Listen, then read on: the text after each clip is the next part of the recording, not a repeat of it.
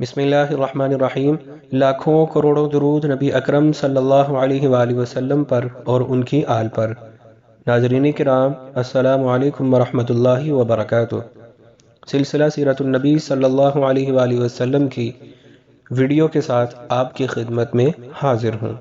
پچھلی ویڈیو میں ابرہہ کے لشکر کی بات چل رہی تھی۔ اس ویڈیو میں ابرہہ کے انجام کے بارے میں ہم آپ کو بتائیں گے۔ ابرہہ کے ہاتھی کو اٹھانے کی مسلسل کوشش جاری تھی کہ اچانک سمندر کی طرف سے ان کی طرف اللہ تعالیٰ نے ابابیلوں کو بھیج دیا۔ وہ ٹڈیوں کے جھنڈ کی طرح آئیں۔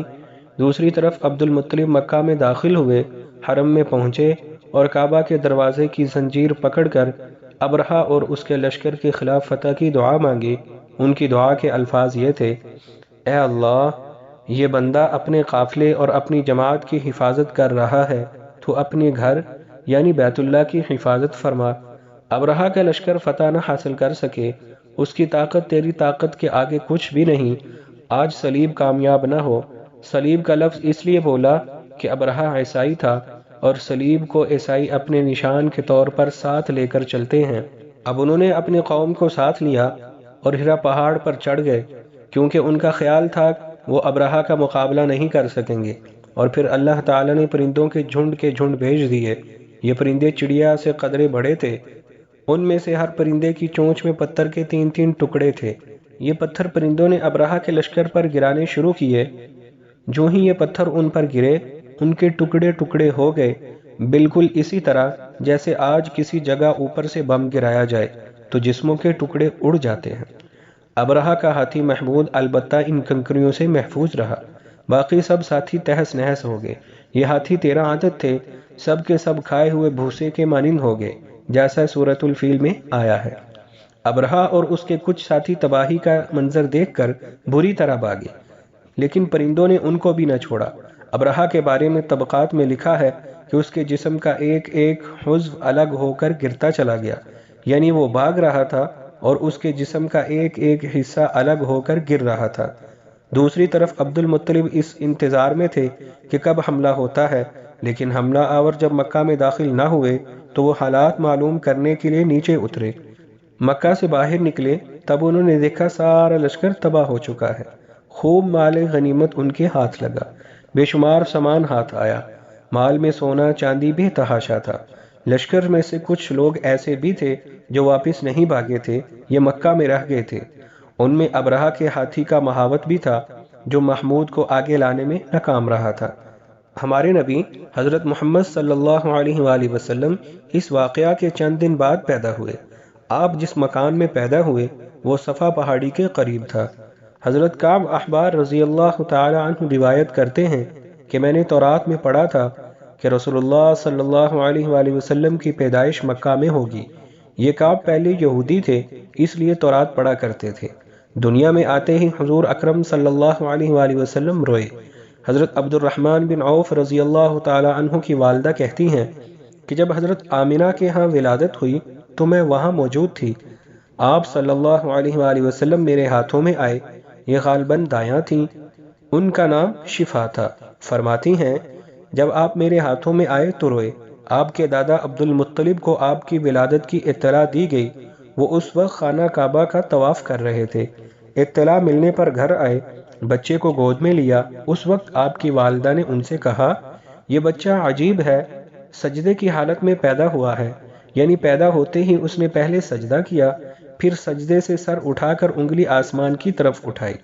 عبد المطلب نے آپ کو دیکھا، اس کے بعد آپ کو کعبہ میں لے آئے، آپ کو گود میں لیے رہے اور طواف کرتے رہے، پھر واپس لا کر حضرت آمنہ کو دیا۔ آپ کو عرب کے دستور کے مطابق ایک برتن سے ڈھانپا گیا، لیکن وہ برتن ٹوٹ کر آپ کے اوپر سے ہٹ گیا۔ اس وقت آپ اپنا انگوٹھا چوستے نظر آئے۔ اس موقع پر شیطان بری طرح چیخا۔ تفسیر ابن مخلد میں ہے کہ شیطان صرف 4 مرتبہ چیخا۔ پہلی بار اس وقت جب اللہ تعالیٰ نے اسے ملعون ٹھہرایا، دوسری بار اس وقت جب اسے زمین پر اتارا گیا، تیسری بار اس وقت چیخا جب آن حضرت صلی اللہ علیہ وآلہ وسلم کی پیدائش ہوئی، اور چوتھی مرتبہ اس وقت جب نبی کریم صلی اللہ علیہ وآلہ وسلم پر سورہ فاتحہ نازل ہوئی۔ اس موقع پر حضرت حسان بن ثابت رضی اللہ تعالیٰ عنہ کہتے ہیں، میں 8 سال کا تھا، جو کچھ دیکھتا اور سنتا تھا اس کو سمجھتا تھا۔ ایک صبح میں نے یثرب یعنی مدینہ منورہ میں ایک یہودی کو دیکھا۔ وہ ایک اونچے ٹیلے پر چڑھ کر چلا رہا تھا۔ لوگ اس یہودی کے گرد جمع ہو گئے اور بولے، کیا بات ہے، کیوں چیخ رہے ہو؟ یہودی نے جواب دیا، احمد کا ستارہ طلوع ہو گیا ہے اور وہ آج رات پیدا ہو گئے ہیں۔ حضرت حسان بن ثابت رضی اللہ تعالی عنہ بعد میں 60 سال کی عمر میں مسلمان ہوئے تھے۔ 120 سال کی عمر میں انہوں نے وفات پائی، گویا ایمان کی حالت میں 60 سال زندہ رہے۔ بہت اچھے شاعر تھے۔ نبی کریم صلی اللہ علیہ وآلہ وسلم کی اپنے اشعار میں تعریف کیا کرتے تھے اور دشمنوں کی برائی اشعار میں بیان کرتے تھے۔ غزوات کے موقع پر اشعار کے ذریعے مسلمانوں کو جوش دلاتے تھے۔ اسی بنیاد پر انہیں شاعر رسول کا خطاب ملا تھا۔ حضرت کعب احبار رضی اللہ تعالیٰ عنہ فرماتے ہیں کہ میں نے تورات میں پڑھا ہے کہ اللہ تعالیٰ نے حضرت موسیٰ علیہ السلام کو حضرت صلی اللہ علیہ وآلہ وسلم کی ولادت کے وقت کی خبر دے دی تھی، اور حضرت موسیٰ علیہ السلام نے اپنی قوم بنی اسرائیل کو اس کی اطلاع دے دی تھی۔ اس سلسلے میں انہوں نے فرمایا تھا، تمہارے نزدیک جو مشہور چمکدار ستارہ ہے، جب وہ حرکت میں آئے گا تو وہی وقت رسول اللہ صلی اللہ علیہ وآلہ وسلم کی پیدائش کا ہوگا۔ یہ خبر بنی اسرائیل کے علماء ایک دوسرے کو دیتے چلے آئے تھے، اور اسی طرح بنی اسرائیل کو بھی حضرت صلی اللہ علیہ وآلہ وسلم کی ولادت کا وقت یعنی اس کی علامت معلوم ہوئی تھی۔ تمہارے نزدیک جو مشہور چمکدار ستارہ ہے، جب وہ حرکت میں آئے گا تو وہی وقت رسول اللہ صلی اللہ علیہ وآلہ وسلم کی پیدائش کا ہوگا۔ یہ خبر بنی اسرائیل کے علماء ایک دوسرے کو دیتے چلے آئے تھے، اور اسی طرح بنی اسرائیل کو بھی حضرت صلی اللہ علیہ وآلہ وسلم کی ولادت کا وقت یعنی اس کی علامت معلوم تھی۔ حضرت عائشہ رضی اللہ تعالی عنہ سے روایت ہے کہ ایک یہودی عالم مکہ میں رہتا تھا۔ جب وہ رات آئی جس میں حضرت صلی اللہ علیہ وآلہ وسلم پیدا ہوئے تو وہ قریش کی ایک مجلس میں بیٹھا تھا۔ اس نے کہا، کیا تمہارے ہاں آج کوئی بچہ پیدا ہوا ہے؟ لوگوں نے کہا، ہمیں تو معلوم نہیں۔ اس پر اس یہودی نے کہا، میں جو کچھ کہتا ہوں اسے اچھی طرح سن لو۔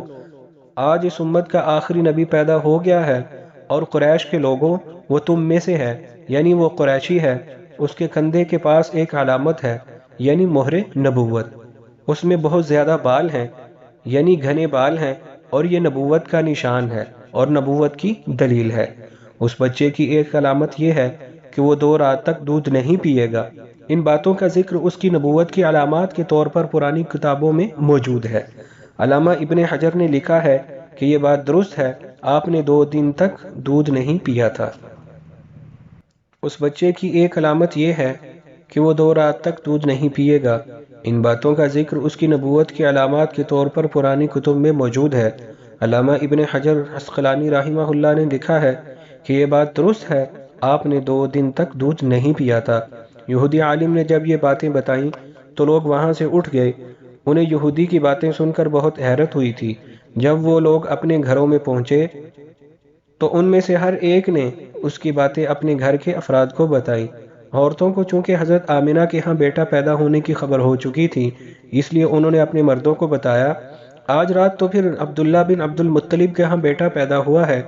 اب یہ بات یہودی عالم کو بتائی گئی۔ اس نے کہا، ذرا چل کر مجھے وہ بچہ دکھاؤ۔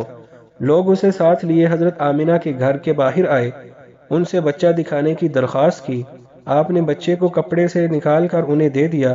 لوگوں نے آپ صلی اللہ علیہ وآلہ وسلم کے کندھے پر سے کپڑا ہٹایا۔ یہودی کی نظر جو ہی مہر نبوت پر پڑی، وہ فوراً بے ہوش ہو کر گر پڑا۔ اسے ہوش آیا تو لوگوں نے اس سے پوچھا، تمہیں کیا ہو گیا تھا؟